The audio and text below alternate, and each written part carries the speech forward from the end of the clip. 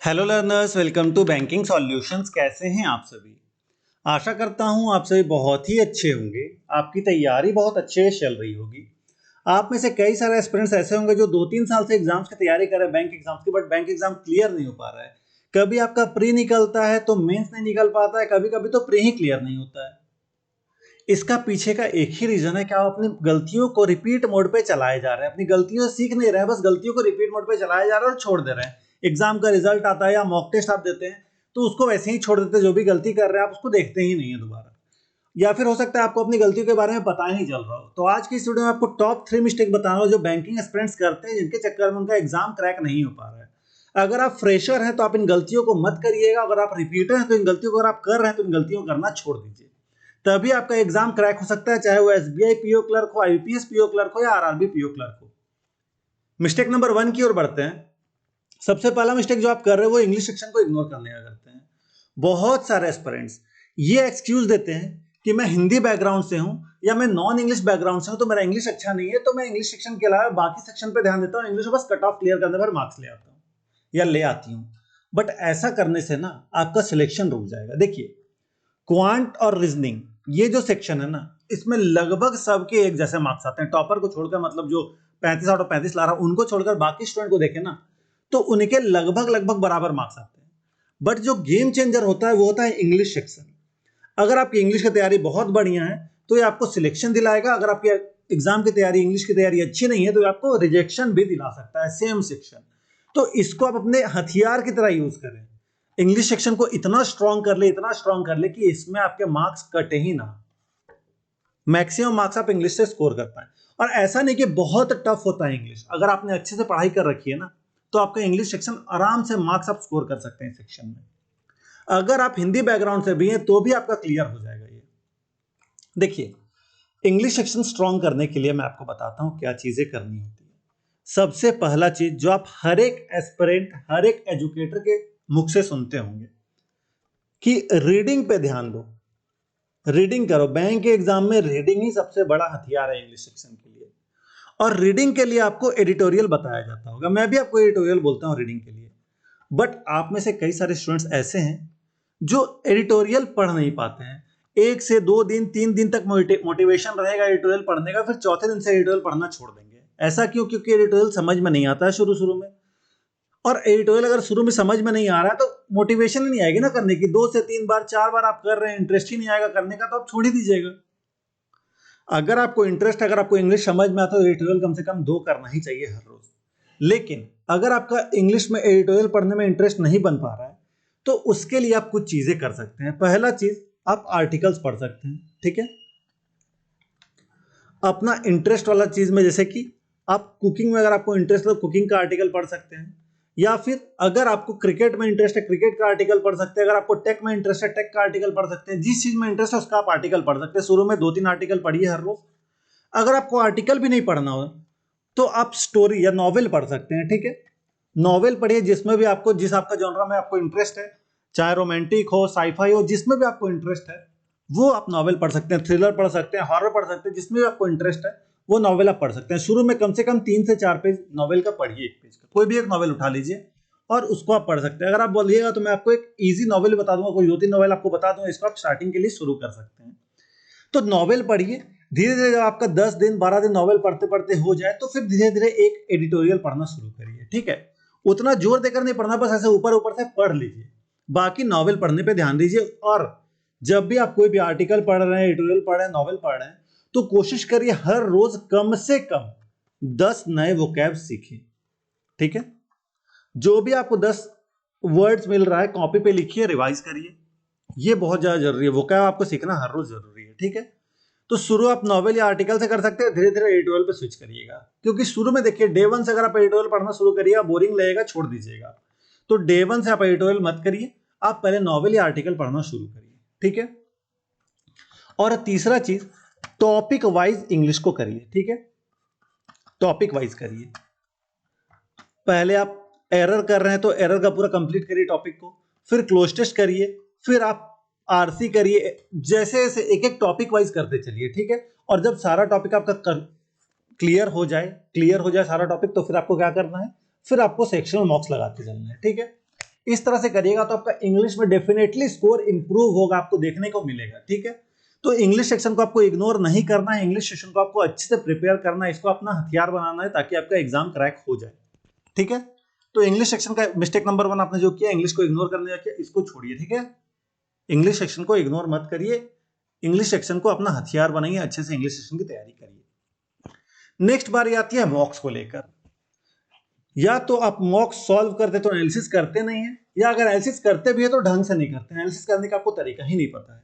और ये गलती ना आप में से हर एक स्टूडेंट करता है। आप कमेंट करके बताइए जो आपको गलती यहाँ पे बताने जा रहा हूं वो आप करते हैं या नहीं। देखिए, मॉक आपने लगा लिया, अगर आपका मॉक में बहुत ही अच्छा नंबर आया तो आपने एक बार ऊपर ऊपर एनालिसिस देख लिया, हाँ ऐसा ऐसा ऐसा ऐसा। अगर आपका खराब नंबर बहुत ही ज्यादा खराब आ गया तो डिमोटिवेट होगा कि बाद में देखेंगे, और कभी देखते ही नहीं है फिर मॉक को पलट के। तो ये गलती अगर आप नहीं करेंगे ना तो आपका मॉक का मार्क्स इंक्रीज होगा।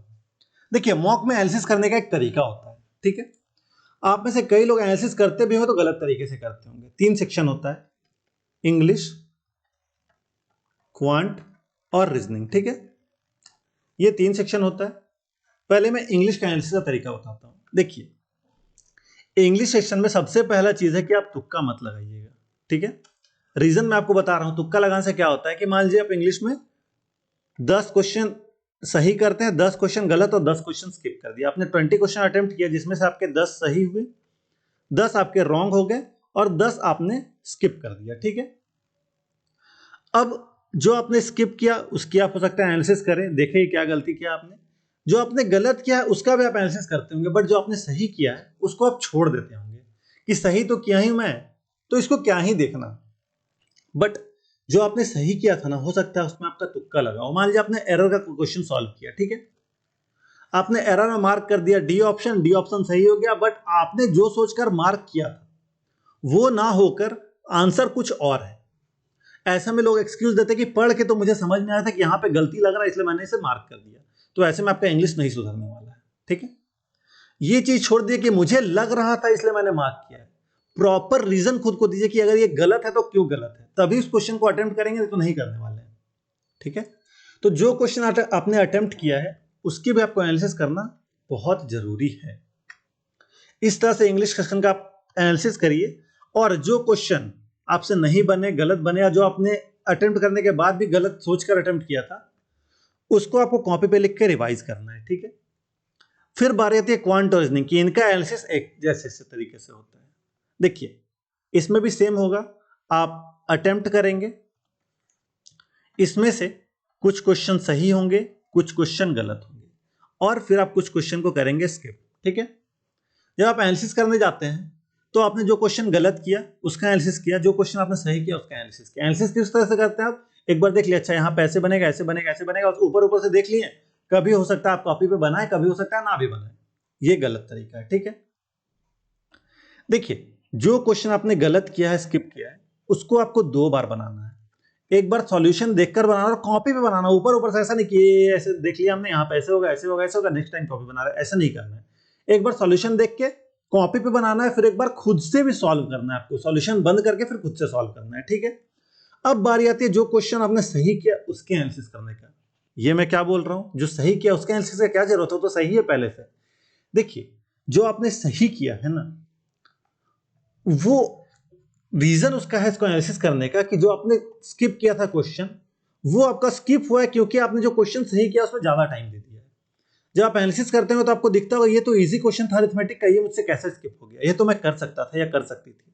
उसका रीजन है कि आपने मान लीजिए किसी एक क्वेश्चन में 1.5 मिनट दे दिया, जो कि वो 1.5 मिनट के लायक क्वेश्चन, 30 सेकंड के लायक क्वेश्चन था, बट आपने उसमें ज्यादा टाइम दे दिया। हो सकता है आपने सिली मिस्टेक किया और फिर बाद में देखा अच्छा ऐसा है, फिर से आपने रिवाइज किया आंसर, या दूसरा हो सकता है कि आपको टाइम उसमें ज्यादा लग रहा हो, आपका कॉन्सेप्ट वीक हो। तो जो भी चीज है जिसके चक्कर में आपने ज्यादा टाइम दिया उस पर आपको काम करना है।